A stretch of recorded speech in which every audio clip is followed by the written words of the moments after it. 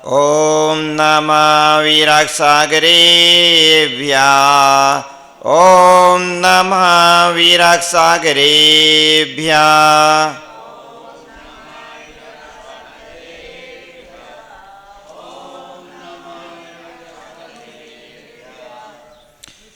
नमः श्रीवर्धमानाय निर्धूतकलिलात्मने सालोकानां तिलोकानां यद्विद्यादर्पणायते यद्विद्यादर्पणायते।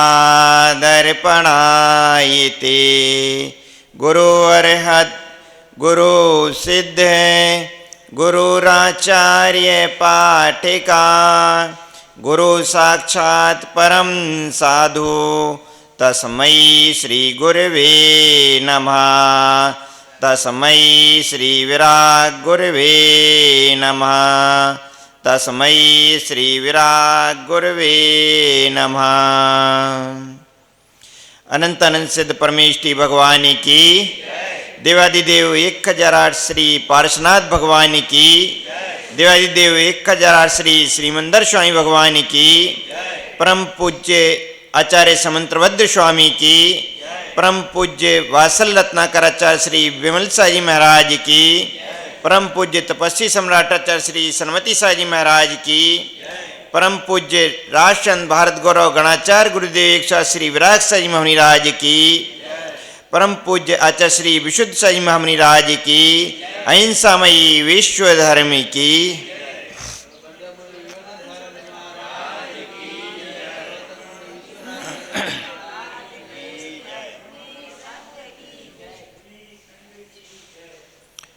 भवबंधु,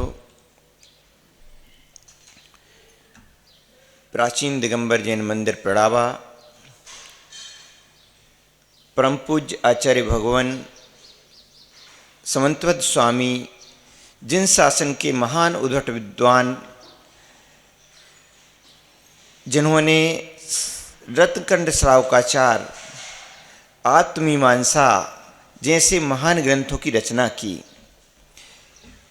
परम पूज्य गुरुदेव गणाचार्य श्री 108 श्री विराग साजी महामुनि राज का मंगल आशीष, जिनके मंगल आशीष की छाया में ही जिन्होंने अनेक अनेक ग्रंथों का अध्ययन कराया और उन ग्रंथों का अध्ययन करा के अनेक शिष्यों के लिए 248 दीक्षाएं जिन्होंने प्रदान की, ऐसे सभी शिष्यों के लिए विभिन्न विभिन्न ग्रंथों का सिद्धांत, न्याय आदि अनेक ग्रंथों का अध्ययन करा के जिन शिष्यों को मोक्ष मार्ग पर अग्रसित किया, उन्हीं गुरुदेव गणाचार्य श्री विराग साजी महाराज के मंगल सानिध्य में रत्नकंड श्रावकाचार का भी अध्ययन हुआ और उसी रत्नकंड श्रावकाचार को हम सभी विगत दिनों से जानने का, समझने का प्रयास कर रहे हैं। यहाँ पर सम्यक दर्शन अधिकार, जिसमें आचार्य समंतवद स्वामी ने 41 कारिकाएं कहीं, जो कि सम्यक दर्शन की मुक्ता से रहीं, वह अधिकार पूर्ण हो चुका था। अब सम्यक ज्ञान अधिकार प्रारंभ होता है, जहाँ सम्यक दर्शन अधिकार में आचार्य भगवान ने 41 गाथाएं कहीं, यहाँ सम्यक ज्ञान अधिकार में 5 गाथाओं के माध्यम से आचार्य भगवान ने व्याख्या की, जिसमें 42वीं कारिका में सम्यक ज्ञान का लक्षण बतलाया और इसके पश्चात में चारों अनुयोग की व्याख्या करते हुए एक एक गाथा में, एक एक श्लोक में एक एक अनुयोग की व्याख्या की।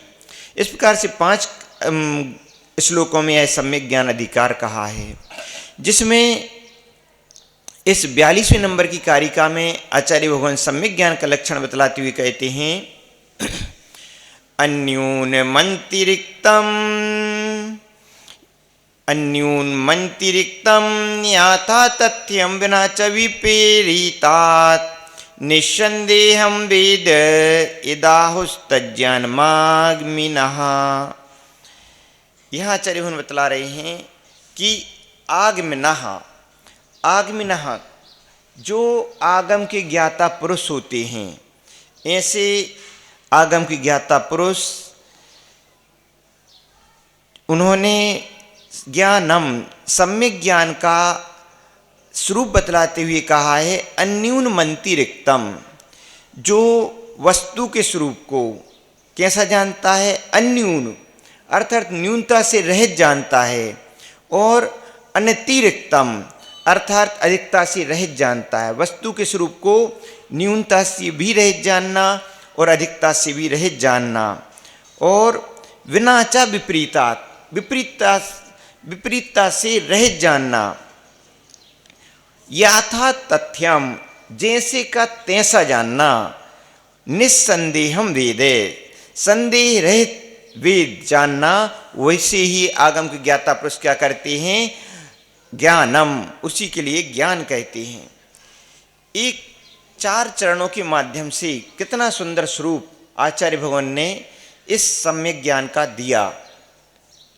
यूं तो सम्यक ज्ञान, जहाँ पर सम्यक दर्शन की प्राप्ति होती है उसी क्षण से ही सम्यक ज्ञान की प्राप्ति भी हो जाती है। 6 डालाकार पंडित दौलत राम जी ने 6 डाला की 4थी ढाल के अंतर्गत कहा है कि सम्यक साथे ज्ञान होई पे भिन्न राधौ, लक्षण श्रद्धा जान दुहु में भेद अबाधौ, सम्यक कारण जान ज्ञान कारज है सोई, युगपथ होते हूँ प्रकाश दीपकते होई।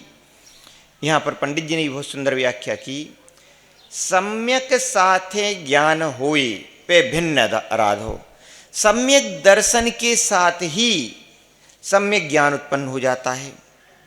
नरेश जी, जब आप अग्नि प्रज्वलित करते हैं तो वहाँ पर प्रकाश पहले होता है कि ताप पहले होता है? दोनों साथ ही साथ होते हैं। प्रकाश भी होता है और साथ ही साथ उसका ताप भी, दोनों युगपद ही उत्पन्न होते हैं। ऐसा नहीं हो सकता है कि पहले उसमें अग्नि में प्रकाश पहले उत्पन्न हो जाए और बाद में उसमें ताप शक्ति बाद में उत्पन्न हो, ऐसा नहीं होता है। दोनों युगपद ही होते हैं।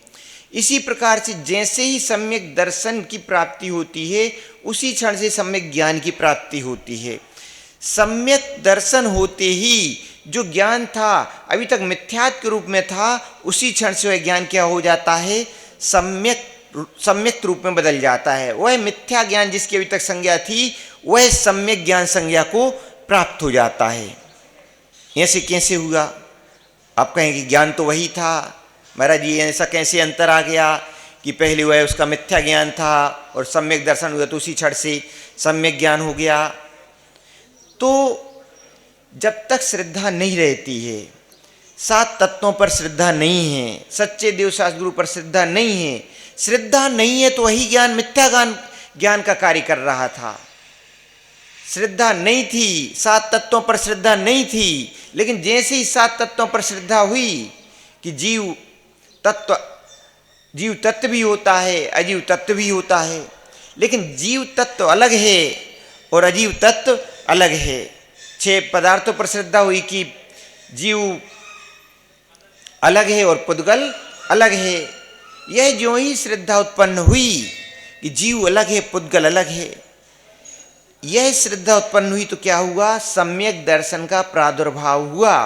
और इसके पहले अभी तक क्या मान्यता थी, मिथ्या दर्शन था। तो क्या मान्यता थी, जीव और पुद्गल एक हैं, दोनों अलग अलग नहीं हैं। जैसा जीव है वैसा पुद्गल है और वैसे हमारी कुटुंबीजन है। जब तक हम हैं तो हमारा साथ देने वाले है कुटुंबीजन ही हैं, अन्य कोई साथ देने वाला नहीं है। शास्त्रों में सभी बातें कही गई हैं कि जीव अलग होता है और सब अन्य पदार्थ अलग होते हैं, कुटुंबीजन अलग होते हैं, तो सब शास्त्रों की बातें हैं। असलियत में ऐसा कुछ नहीं है। जब तक मिथ्या दर्शन था तो इस प्रकार की भावनाएं थीं। जो ही अपने लिए 6 द्रव्यों पर श्रद्धा उत्पन्न हुई, 7 तत्वों पर श्रद्धा उत्पन्न हुई तो क्या हो गया, सम्यक दर्शन हो गया। और सम्यक दर्शन हो गया तो जो ज्ञान पहले यह कह रहा था कि जैसे जीव और पुद्गल सब एक हैं, अलग अलग नहीं हैं। लेकिन जैसे ही सम्यक दर्शन हुआ तो सम्यक दर्शन के प्रभाव से सारा जो मिथ्या ज्ञान था वह सम्यक ज्ञान में परिणत हो गया। और उसी समय क्या करेगा मन, जीव अलग है, पुद्गल अलग है। हो सकता है कि आपने अभी तक शास्त्रों में नहीं पढ़ा था तो ज्ञान ना हो कि जीव अलग है, पुद्गल अलग है, लेकिन जब आपके लिए सम्यक दर्शन हो गया और सम्यक दर्शन होने के पश्चात में फिर आपके लिए आप किसी महाराज जी के पास गए और महाराज जी के पास जाकर के आपने प्रवचनों में सुना कि महाराज जी ने बतलाया कि जीव अलग होता है, आत्मा अलग होती है और यह अपना शरीर अलग होता है, पुद्गल द्रव्य अलग होता है। जिस दिन अपनी मृत्यु हो जाती है तो पुद्गल द्रव्य, अपनी पुद्गल जड़ शरीर यहीं रह जाता है, आत्मा दूसरी गति में चली जाती है। तो जैसे ही जिस दिन से उस सम्यक दृष्टि जीव ने यह बात सुनी, अभी तक नहीं जानता था, अभी तक उसने अध्ययन नहीं किया था, तो श्रद्धा तो उत्पन्न हो गई थी, सच्चे देव सदगुरु पर श्रद्धा उत्पन्न हो गई थी, 7 तत्वों पर श्रद्धा उत्पन्न हो गई थी, 6 द्रव्यों पर श्रद्धा उत्पन्न हो गई थी, 9 पदार्थों पर श्रद्धा उत्पन्न हो गई थी। लेकिन चूंकि अभी तक उसने किसी शास्त्रों को उठा करके नहीं देखा था, क्योंकि अभी वह अपनी दुकानदारी में ही लगा रहता था, इस कारण से उसने शास्त्रों को उठा करके ही नहीं देखा। उसने तो अभी मात्र मंदिर जाता था, अभिषेक करता था, पूजन करता था, सभी के साथ पूजन कर लेता था, अभिषेक कर लेता था और महाराजों को आहार दान देता था और साथ ही साथ में सप्त विष्णुओं के कार्य नहीं करता था, यह कार्य करता था। लेकिन जैसे ही मुनिराज का संयोग प्राप्त हुआ, उनकी वाणी सुनने का अवसर प्राप्त हुआ, प्रवचन सुनने का अवसर प्राप्त हुआ और जहां उसने सुना कि शरीर अलग है और आत्मा अलग है, उसी दिन से उसकी क्या हो गई, श्रद्धा जाग गई। हाँ, श्रद्धा तो पहले से ही थी, सम्यक दर्शन तो पहले से ही था। अब क्या हो गया, उसका ज्ञान क्या हो गया, जो उसके लिए पहले मिथ्या ज्ञान था वह मिथ्या ज्ञान जिस क्षण से उसने सुना कि आत्मा अलग है, पुद्गल अलग है, उसी क्षण से उस पर उसके लिए क्या हो गया, उस का ज्ञान हो गया। और वह ज्ञान क्या हो गया, वह ज्ञान उसके लिए अब उसने क्या कर लिया, जो मिथ्या ज्ञान था उस मिथ्या ज्ञान को छोड़ दिया और इस जो सम्यक ज्ञान को जाना उस पर क्या हो गया, उस पर अकाट श्रद्धा हो गई। सम्यक दृष्टि की यही पहचान होती है कि जो ज्ञान, सम्यक दर्शन तो हो गया, लेकिन जो ज्ञान है वह ज्ञान हो सकता है कि उसने अभी तक शास्त्रों के माध्यम से अभी उसकी दृष्टि में नहीं आ पाया, लेकिन जिस क्षण से कोई उसके लिए सम्यक दृष्टि जीव बतला दे कि वस्तु का स्वरूप इस प्रकार से नहीं इस प्रकार से है, तो वह उसी क्षण से उस वस्तु के स्वरूप को उस प्रकार से मानने लगता है। और फिर भी जो वस्तु का स्वरूप बतलाए जाने पर भी, तत्वों का स्वरूप बतलाए जाने पर भी फिर भी उसको नहीं मानता है, उसको उस रूप से स्वीकार नहीं करता है, सम्यक रूप से स्वीकार नहीं करता है, तो फिर आचार्य भगवान कहते हैं कि फिर वह ऐसा जीव उसी क्षण से ही मिथ्या दृष्टि हो जाता है, उसका सम्यक दर्शन भी मिथ्या दर्शन में बदल जाता है। जो कि धर्म का स्वरूप बतलाए जाने पर भी धर्म के स्वरूप को स्वीकार नहीं करता है, तो वह क्या हो जाता है, उसी क्षण से मिथ्या दृष्टि हो जाता है। तो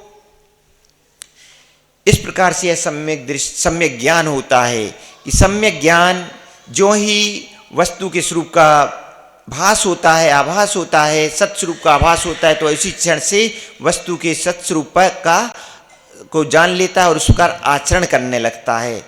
इसीलिए आचार्य भगवान ने यहाँ पर जो परिभाषा दी सम्यक ज्ञान की, तो सम्यक ज्ञान की इस परिभाषा में बतलाया अन्यून मंतिरिक्तम। जो पदार्थ को कैसा जानता है, वस्तु को कैसा जानता है, अन्यून, न्यूनता से रहित भी नहीं जानता है। वस्तु के स्वरूप को, वस्तु से कौन सी वस्तु लेना, जो पदार्थ, जो आचार्य भगवान ने पदार्थ कहे हैं, जो तत्व कहे हैं, जो द्रव्य कहे हैं, उनके लिए जो न्यूनता से अन्यूनता पूर्वक जानता है। ऐसा भी नहीं कि तत्वों को कम जानता हो, न्यूनता से शायद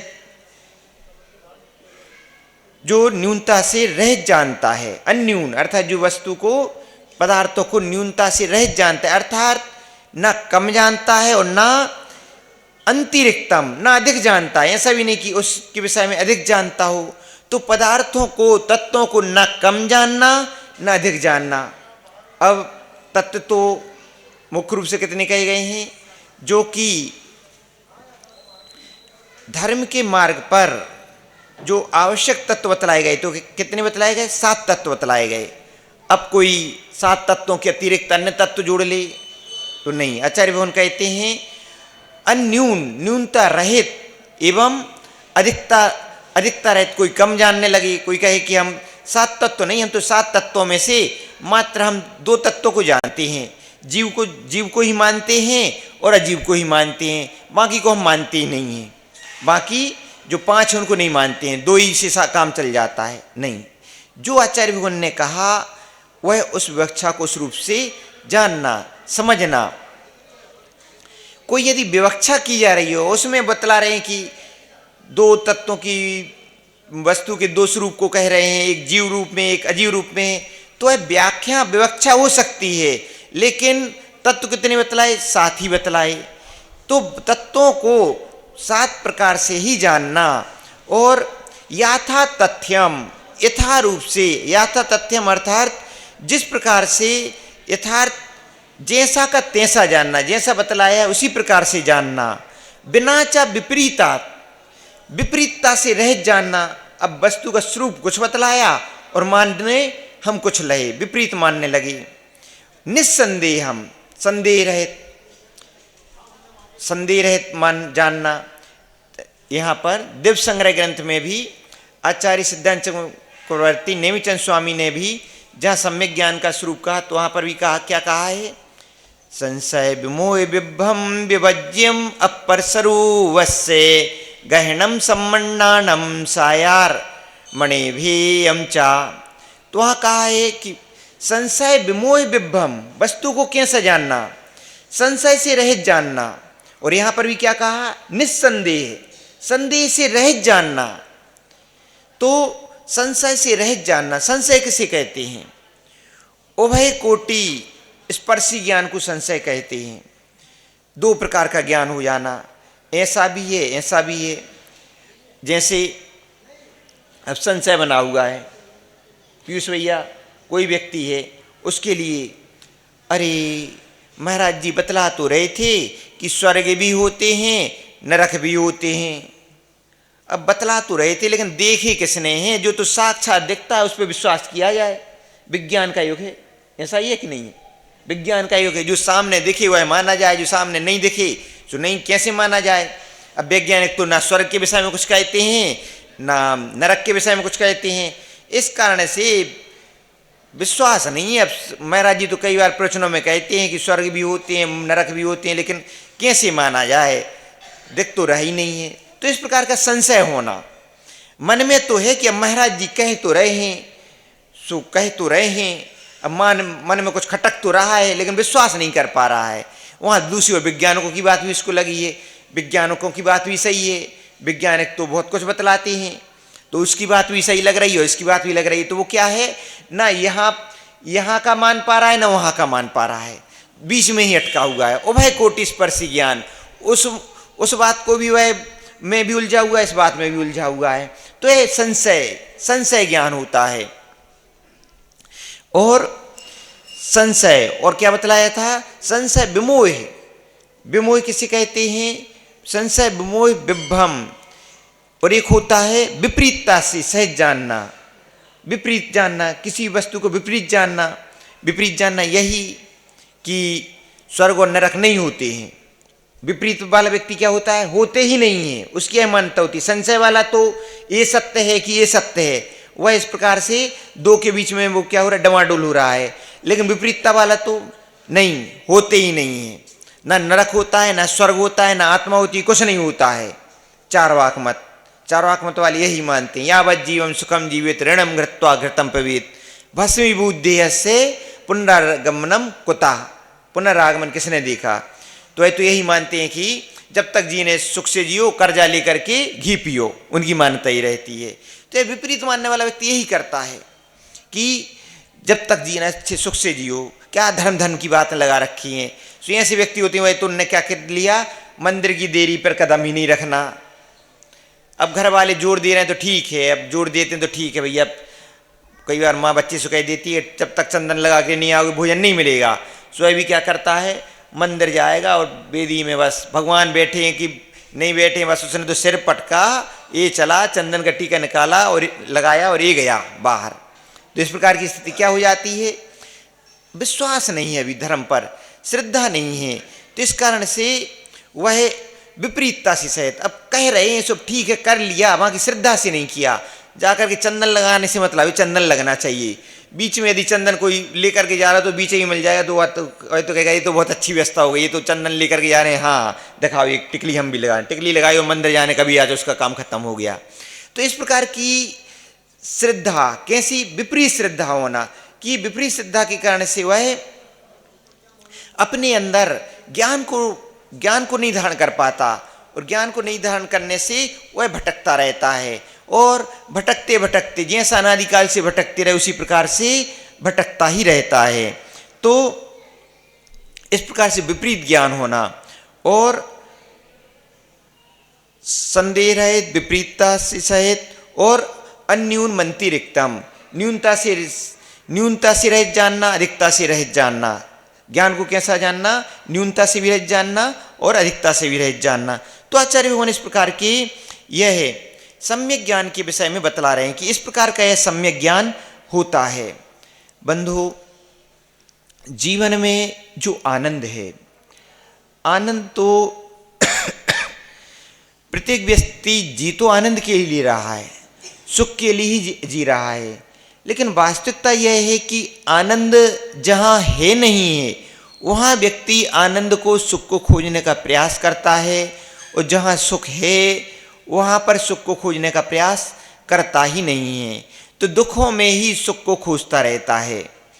धर्म को नहीं जान करके जो धर्म नहीं है उसमें ही सुख मानता रहता है। जिसने धर्म को नहीं जाना, तो जिसने धर्म को नहीं जाना तो बस वो तो इतना ही जानता है कि जो उसका परिवार है वही क्या है, उसके सुख का हेतु है। जो है कमाई कर रहा है, धन कमा रहा है, वही उसके सुख का साधन है। जो धन आ रहा है वही क्या है, सुख का साधन है। जो उसने मकान आदि बना रहा है, जो विभिन्न विभिन्न परद्रव्यों का संग्रह कर रहा है, उसकी दृष्टि में वही सुख है। यह होती है धर्म से विपरीत दृष्टि। धर्म से विपरीत दृष्टि जिसकी होती है तो उसको इसी में ही सुख लगता है। इंद्रिय सुख जिसके लिए कहा गया, क्या कहा गया, इंद्रिय सुख, उसकी दृष्टि इंद्रिय सुख पर ही होती है। स्पर्शन, रसना, घ्राण, चक्षु, श्रोत्र, ये 5 इंद्रियां होती हैं। इन 5 इंद्रियों में जो उसके लिए आनंद की अनुभूति होती है, घर में गया, घर में खाने के लिए व्यंजन आदि खाने के लिए माँ ने बना दिए, तो उसमें ही उसके लिए क्या हो गया, खुश हो गया, अरे आज तो आज माँ ने बहुत अच्छे आइटम बनाए हैं, उसकी में ही उसके लिए आनंद आ रहा है। तो यह आनंद किसका है, आनंद है इंद्रियों का आनंद है। तो जिसने धर्म को नहीं जाना वह इन्हीं पर पदार्थों में ही आनंद मानता है, सुख मानता है, उसी में ही खुश रहता है। घर में जो कुटुंबीजन हैं, माता पिता हैं, बेटा बेटी हैं, पोता पोती हैं, दादा दादी हैं, इनके पास रहते हुए इनके साथ में जो राग देश का आनंद आ रहा है, राग रूप परिणामों का आनंद आ रहा है, इनके पास में बैठ रहे हैं, पोते को ले लिया, गोदी में बैठा लिया, देख देख करके दादाजी आनंदित हो रहे हैं, कितना अच्छा है, कितनी अच्छे से चल रहा है, कैसे तुतला करके बोल रहा है, और उसकी तोतली भाषा में क्या है, दादा को आनंद आ रहा है, दादियों को आनंद आ रहा है, और उसी में ही क्या है, उसी के आनंद में ही जीवन बीतता जाता है, और उसी में ही मालूम नहीं पड़ता कैसे जीवन बीत जाता है। तो यही किसका आनंद होता है, राग का आनंद होता है। तो बंधु, यह इस प्रकार के पर पदार्थों में ही सुख दिखता है।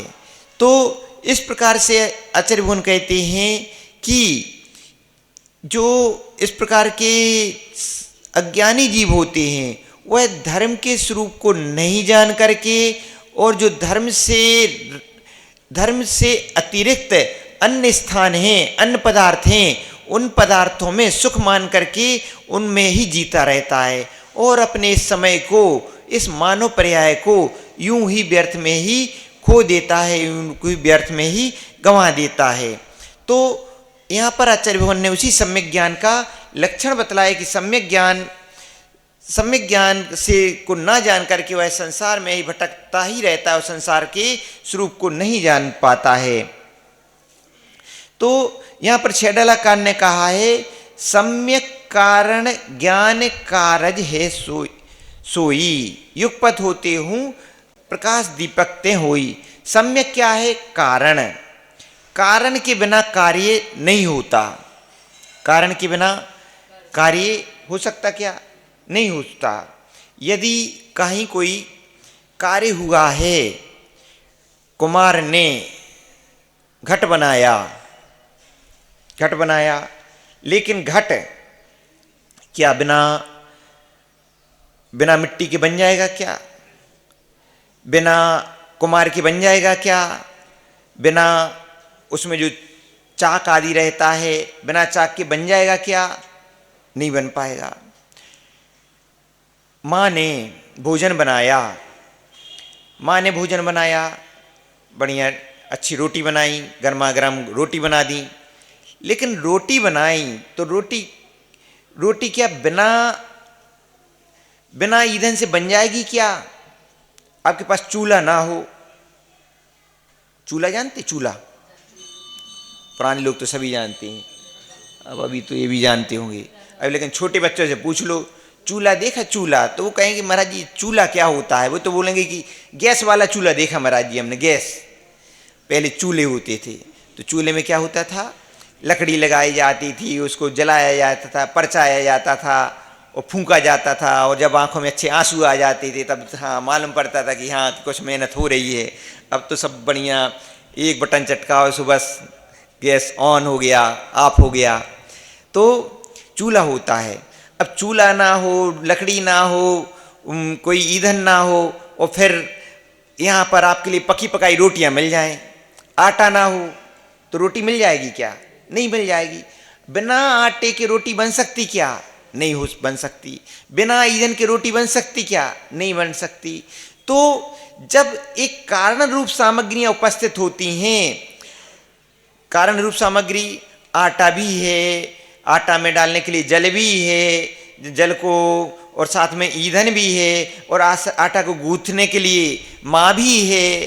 तो ये सब जब साधन प्राप्त होंगे, इन साधनों के प्राप्त होने पर फिर क्या होगा कि रोटी बन सकती है, रोटी बनने का कार्य हो सकता है, चपाती बनने का कार्य हो सकता है। लेकिन कारण ना हो, माँ है नहीं है, और फिर रोटी बन जाए, चपाती बन जाए तो अपने आप नहीं बनेगी। अब माँ नहीं है तो अपने हाथ पांव चलाने पड़ेंगे तब बन पाएगी। पीयूष भैया, अपने हाथ पांव चलाओगी तभी तो बन पाएगी कि नहीं बन पाएगी? कि अपने आप ही बन करके वो फैक्ट्री से निकल करके आपके मुख में चली जाएगी? ऐसा तो होगा नहीं। कारण पूर्वक कार्य होता है। तो इसी प्रकार से यहाँ पर लिखा है सम्यक कारण जान। सम्यक दर्शन क्या है? कारण है, और ज्ञान क्या है? कार्य है। तो कारण पूर्वक कार्य होता है। युगपथ होते हूँ, और दोनों लेकिन कैसे होती हैं? युगपथ होते हैं। ऐसा नहीं होता कि पहले सम्यक दर्शन हो जाए फिर 1-2 साल बाद फिर सम्यक ज्ञान होते, ऐसा नहीं होता है। दोनों युगपथ ही होते हैं। तो इस प्रकार से यहाँ पर सम्यक ज्ञान के विषय में बतलाया, और सम्यक ज्ञान के अंग भी बतलाए गए हैं। जिस प्रकार से सम्यक दर्शन के अंग थे, उसी प्रकार से सम्यक ज्ञान के भी 8 अंग हैं। अर्थाचार, शब्दाचार, उभयाचार, कालाचार, बहुमानाचार, अन्ववाचार, उपधानाचार, ये सम्यक ज्ञान के अंग कहे गए हैं। अर्थाचार अर्थार्थ कोई श्लोक बतलाया गया है। शब्दाचार, पहले देखें शब्दाचार कोई शब्द बतलाए गए हैं, श्लोक बतलाया गया है। तो श्लोक में जो शब्द आए हुए हैं उन शब्दों को शुद्ध उच्चारण करना, शुद्ध रूप से बोलना, पढ़ना, यह क्या होता है? शब्दाचार। शब्दाचार की बड़ी महिमा है। एक दृष्टांत सुना होगा आपने, जब श्रुत पंचमी पर्व आता है ज्येष्ठ शुक्ला पंचमी को श्रुत पंचमी पर्व आता है। और उस समय श्रुत पंचमी पर्व का एक सुंदर कथानक है पुष्पदंत भूतबली महाराज का। पुष्पदंत भूतबली महाराज का जो कथानक है कि जब धड़सेनाचार्य महाराज हुए, धड़सेनाचार्य महाराज आचार्य धरसेन स्वामी अंगांश के ज्ञाता थे। किसके ज्ञाता थे?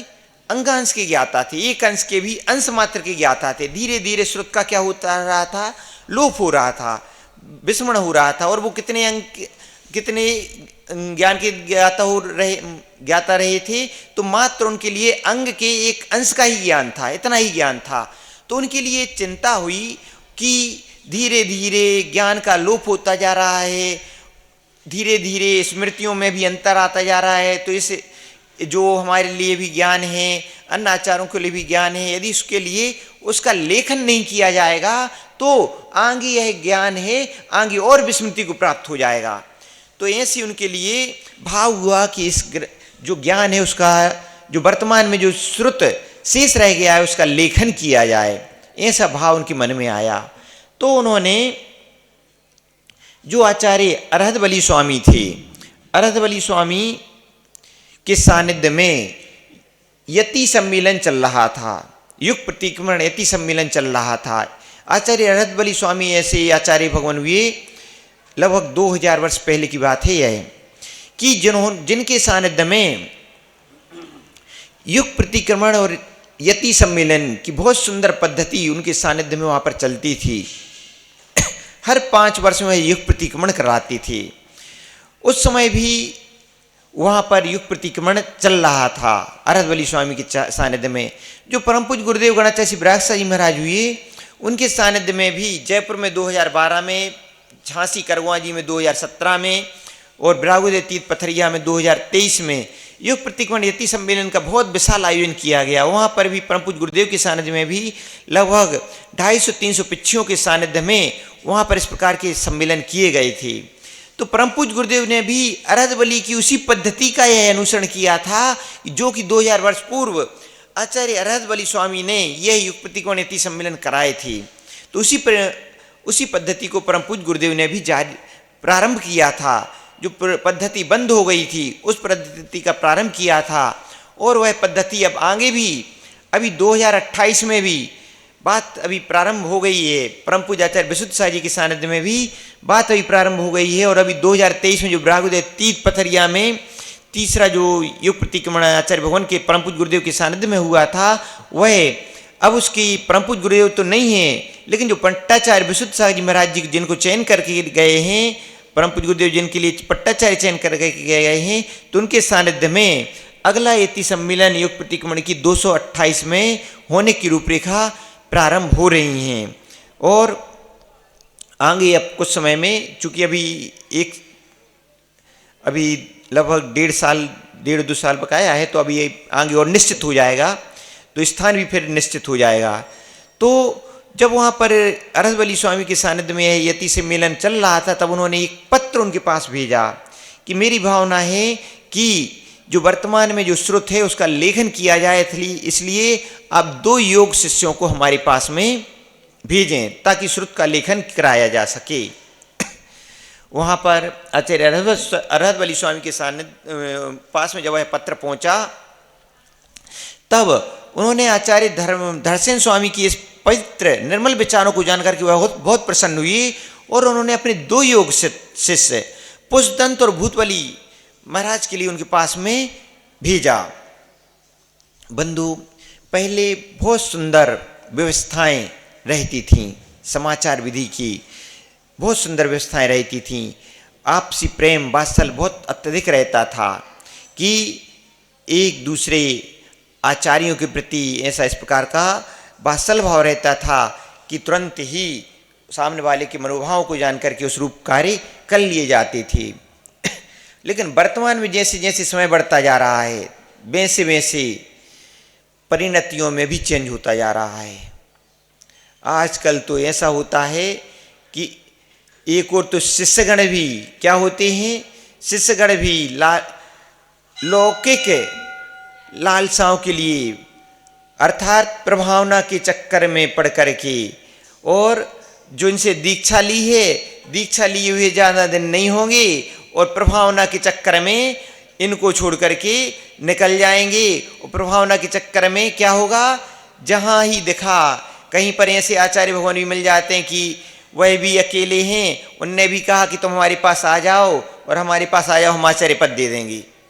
और तुरंत वह आचार्य पद देने को तैयार हो जाते हैं, लेने वाले लेने को ग्रहण करने को तैयार हो जाते हैं। और बस क्या हो गया, जो पूर्व में जो पद्धतियाँ थीं, जो अथवा जो पद्धतियाँ होनी चाहिए कि किनके शिष्य हो, पहले उनको से तो अनुमति लेनी चाहिए, लेकिन ना उनसे अनुमति, ना कुछ परीक्षना, ना कुछ, और बस दीक्षा देने को, पद देने को तैयार हो जाते हैं। पहले की कितनी सुंदर व्यवस्थाएं थीं कि वहाँ से धरसेन स्वामी का समाचार गया, यहाँ से अरहतबली स्वामी ने भेज दिया। तो ऐसा नहीं कि धरसेन स्वामी के पास भेजा तो उन्हें तुरंत आचार्य पद दे करके और बस उनके लिए कि हाँ अच्छे शिष्य मिल गए हैं और आचार्य पद दो और अपना काम करो, नहीं। जिसके शिष्य हैं, इतनी प्रशस्त भावना रहती थी कि किसी के शिष्य रहते थे तो उनके लिए ये बोला जाता था कि जाओ अपने गुरुदेव के पास जाओ, वही आपके लिए अध्ययन भी करना है तो उनसे अनुमति लेकर के आओ, अथवा वही अध्ययन कराएंगे। इस प्रकार की प्रशस्त भावनाएं रहती थीं। आज तो कहीं से गुरु और शिष्य के बीच में कोई मतभेद हुए, दूसरे तैयार बैठे हैं लेने के लिए शिष्यों को, इस प्रकार की समस्याएं हो जाती। बंधु, लेकिन श्रेष्ठ शिष्य तो वही होता है जो गुरु के प्रति समर्पित रहता है। उपलब्धियां उसी शिष्य को होती हैं जो कि गुरु के प्रति समर्पित रहा है, उसी के लिए ही उपलब्धियां होती हैं। तो दो शिष्यों को वह अरहतबली स्वामी भेजते हैं। यहाँ पर जिस रात्रि में दोनों शिष्य अरहतबली धरसेनाचार्य गिरनार जी में थे, और जब दोनों शिष्य जिस रात्रि में जिस दिन गिरनार जी पहुँचते हैं तो उसी रात्रि में अरहतबली स्वामी को रात्रि में स्वप्न आता है कि दो सफ़ेद गाय के बछड़े दौड़े हुए चले आ रहे हैं। उस स्वप्न को देखते हुए ज्यों ही देखते हैं त्यों ही उनकी नींद खुल जाती है, और नींद खुलते साथ ही वह बोलते हैं जयदु शुद्ध देवता। इस प्रकार का जोर से बोल करके उच्चारण करते हैं, जयदु शुद्ध देवता, शुद्ध देवता को नमस्कार हो, और ऐसा दोनों हाथ से नमस्कार करते हैं। और अपने ज्ञान से जान जाते हैं कि अवश्य ही कोई दो योग्य शिष्य अरहतबली स्वामी ने यहाँ पर भेजे हुए हैं, जो कि शीघ्र समय में यहाँ पर आने वाले ही हैं। और प्रातः काल की बेला में जूनागढ़ से विहार करते हुए दोनों शिष्य वहाँ पर गिरनार जी पहुँच जाते हैं, और उन दोनों शिष्यों को देख करके धरसेन स्वामी खुश हो जाते हैं, प्रसन्न हो जाते हैं। बंधु, प्रारंभ के 3 दिन में उनकी सामान्य रूप से समाचार विधि करते हैं। क्यों? कोई भी जब नवीन संघ में आता है तो अचानक किसी प्रकार की विशेष कोई उस समय परीक्षा नहीं करती, अपितु सामान्य समाचार विधि होती है। तो सामान्य समाचार विधि 3 दिन की, और उस समाचार विधि में उन्होंने परख लिया कि दोनों योग्य शिष्य हैं। फिर 3 दिन के पश्चात में वह शिष्य भी गुरुदेव से पूछते हैं, 3 दिन पश्चात पूछते हैं कि हे गुरुदेव, हमारे गुरुदेव ने अरहतबली स्वामी ने आपके पास भेजा है, हमारे लिए क्या आज्ञा है, कोई आज्ञा हो तो प्रदान करें। तो है गुरुदेव धरसेन स्वामी भी कोई भी कार्य, कोई विशेष कार्य किसी को सौंपना हो तो यूं ही नहीं सौंपा जा सकता है, पहले उसके लिए सामने वाले की परीक्षा की जाती है। जो श्रेष्ठ गुरु होते हैं किसी भी कार्य के पहले सामने वाले से इसकी परीक्षा करते हैं। उनने भी कहा कि हम इनको विद्या तो देना चाहते हैं, श्रुत प्रदान करना चाहते हैं, लेकिन पहले इनकी परीक्षा करनी चाहिए। और वह उनके लिए दोनों शिष्यों के लिए एक एक मंत्र देते हैं। जाओ आप इस गुफा में चले जाओ, और आप इस गुफा में चले जाओ, और दोनों जन अपने ध्यान करके इन मंत्रों की सिद्धि करना है, इस प्रकार का उनके लिए आदेश देते हैं। दोनों पुष्पदंत और भूतबली अलग अलग गुफा में चले जाते हैं, और जो मंत्र उनके आचार्य भगवान ने बतलाया था उसकी सिद्धि के लिए बैठ जाते हैं। तो जो मंत्र बतलाया था उस मंत्र की जब सिद्धि करते हैं तो सिद्धि करते करते जो एक मुनिराज थे उनके लिए उस मंत्र की सिद्धि से सामने एक देव प्रकट होता है। देव प्रकट होता है, लेकिन उस देव का क्या था, उसका जो देव के दांत थे 2 दांत टूटे हुए थे। तो जब उन्होंने इस देव को देखा तो उनको आश्चर्य होता है देव तो सांगोपांग स्वरूप के धारी होते हैं, इसके दो दांत नहीं हैं, ऐसा विचार करते हैं। यहाँ पर जो दूसरे मुनिराज होते हैं उनने भी मंत्र की सिद्धि की, तो उनकी मंत्र की सिद्धि से भी एक देव प्रकट हुआ, लेकिन उसका वहाँ पर जो देव प्रकट होता है उसके दो दांत क्या थे, दो दांत बाहर निकले हुए थे। तो उस प्रकार के उस देव को भी देख करके वह विचार करते हैं कि यह देव का स्वरूप कैसा है, इसके दो दांत बाहर निकले हुए हैं। तब वह विचार करते हैं कि जो है मंत्र हमारे दिया गया है, इस मंत्र में अवश्य कोई ना कोई कमी है। तो वह मंत्र साहित्य का उन्होंने अध्ययन किया था, उस मंत्र साहित्य के अपने अध्ययन के आधार से उसमें देखते हैं, तो उसमें एक जो मुनिराज थे उनके मंत्र में जो एक दो अक्षर कम थे, उनके वहाँ पर वह पूर्ण कर देते हैं, उस मंत्र को वहाँ पर अक्षरों की पूर्ति कर लेते हैं। और यहाँ पर जो दूसरे महाराज थे वहाँ पर जो दो अक्षर उनके यहाँ कम, उनके मंत्र में अधिक थे, वह उनको दो अक्षरों को घटा लेते हैं। फिर ऐसा करने के पश्चात दोनों पुनः सिद्धि करते हैं। तो उन दोनों के सम्मुख ही सांगोपांग देव उपस्थित हो जाते हैं। सांगोपांग जब देव उपस्थित हो जाते हैं तो उन दोनों ही मुनिराज दोनों अपने अपने देवों को लेकर के वह देव जब प्रकट होते हैं तो पूछते हैं क्या आज्ञा है हमारे लिए। तो वहाँ पर जब वो पूछा तो वहाँ पर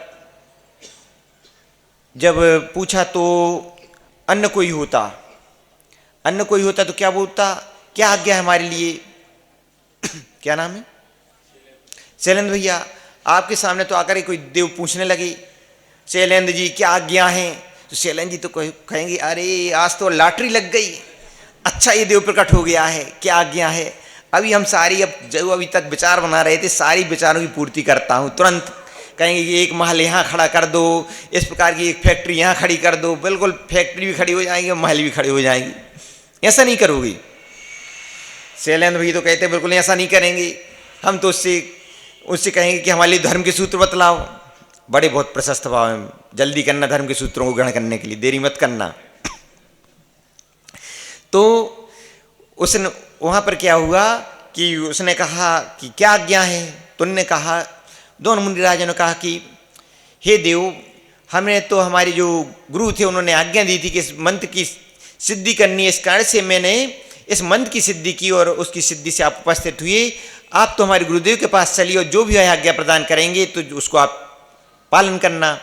दोनों ही अपने अपने देवों को लेकर के गुरु के पास जाते हैं और गुरुदेव को नमस्कार करते हैं और बतलाते कि गुरुदेव आपने जो मंत्र दिया था उस मंत्र की प्रभाव से, मंत्र की सिद्धि से यह दोनों देव प्रकट हुए हैं, लेकिन जो आपने मंत्र दिया था उस मंत्र में, हमारे मंत्र में एक अक्षर कम था और उससे पहले जो देव प्रकट हुआ था तो उसका एक दांत नहीं था। और दूसरी महाराज ने बतलाया कि हमारे मंत्र में भी एक अक्षर अधिक था तो उसके भी एक दांत बाहर निकला हुआ था। तो इस कारण से हमने इस मंत्र में पुनः मंत्र शास्त्र के अनुसार शुद्धि करके पुनः हमने इसकी सिद्धि की, तो इस प्रकार का सांगोपांग देव प्रकट हुआ है। तो हमने जो आपकी बिना आज्ञा के इस प्रकार से कार्य किया तो उसके लिए क्षमा करें। गुरुदेव उनकी इस प्रकार की विनय को देख करके, उनकी आज्ञाशीलता को देख करके प्रसन्न हुए और उनकी कि इनकी सिद्धि, जो मंत्र की सिद्धि की कार्य दिया था उन्होंने बहुत अच्छे से किया, यह दोनों शिष्य योग्य हैं। उनकी योग्यता को जान करके वह प्रसन्न हुए। और जो देव आए हुए थे तो उन्होंने कहा, धड़सेन स्वामी ने कहा कि हमने यह तो मात्र आपकी परीक्षा के लिए की, हम आपको जो श्रुत प्रदान करना चाहते हैं आप उसके योग्य हैं कि नहीं हैं, इस कारण से हमने आपकी इस परीक्षा के लिए, इस मंत्र की सिद्धि के लिए कहा था। अन्य कोई दिगंबर संतो, अन्य लौकिक वस्तुओं के से कोई प्रयोजन ही नहीं होता है। जो यह देव सिद्ध हुए हैं इनके लिए तो मात्र उसी आपकी परीक्षा के निमित्त से ही यह मंत्र की सिद्धि के लिए आपकी परीक्षा की थी। इन देवों के लिए, दोनों देवों के लिए आज्ञा है कि अपने अपने स्थान पर वापस जाएं और निरंतर धर्म की प्रभावना करते रहें। तो इस प्रकार का उन दोनों देवों को उन्होंने मंगल आशीर्वाद दिया। और बंधु, तो वहाँ पर इस प्रकार से उन दोनों शिष्यों की परीक्षा वहाँ पर उन धड़सेन स्वामी ने की। यहाँ पर इस कथानक में हम मुख्य बिंदु जो आपके लिए बतलाना चाहते हैं कि शब्दाचार होता है, अर्थात जो शब्द है उस शब्द का उसी प्रकार से उच्चारण करना, उसी प्रकार से हमें उच्चारण नहीं करेंगे। कोई मंत्र जिस प्रकार का लिखा हुआ है और हमने उस प्रकार का उच्चारण नहीं किया तो फिर आपका कहीं अर्थ की जगह अनर्थ भी हो सकता है। ऐसा ना हो कि आप नमोकार मंत्र पढ़ रहे हो और नमोकार मंत्र आप अशुद्ध पढ़ें, तो अशुद्ध पढ़ने से अपने लिए कोई उपलब्धि की बजाय अनुपलब्धि भी हो सकती है। इस कारण से सदैव सदैव शुद्ध मंत्रों का उच्चारण करना चाहिए। इस बात का सदैव सदैव ध्यान रखना चाहिए। यह क्या होता है? शब्दाचार, अर्थात जो शब्द जिस मंत्र में, जिस श्लोक में जिस प्रकार से लिखे हुए हैं उनका उसी प्रकार से उच्चारण करना। कई बार क्या करते हैं, शुद्धिकरण, हम कभी कभी महाराज आते हैं तो उनकी सानिध्य में क्या होती है, क्लास लगती है। कभी भक्तंबरी क्लास लगती है, कभी कल्याण मंदिर की, कभी तत्वार्थ सूत्र की। तो उन क्लासों के माध्यम से हम क्या करते हैं, शुद्धिकरण करते हैं ताकि हमारा उससे अशुद्ध उच्चारण ना हो।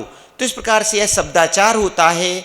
तो इस प्रकार से सम्यक ज्ञानों के 8 अंगों में एक अंग है शब्दाचार। जब भी जो हम अध्ययन करें तो कैसा करें, कोई भी श्लोक पढ़ें, कोई मंत्र पढ़ें, कोई भी कुछ भी पढ़ें, उस किसी भी अध्ययन को करें तो कैसा करें, शब्दों की शुद्धि के साथ में उसका अध्ययन करना चाहिए। इस प्रकार से शब्दाचार होता है। और भी शेष जो अंग रह गए हैं उनके विषय में हम कल जानने समझने का प्रयास करेंगे। आज इतना ही। परम पूज्य श्री गणाचार्य देव शिवराज जी महाराज की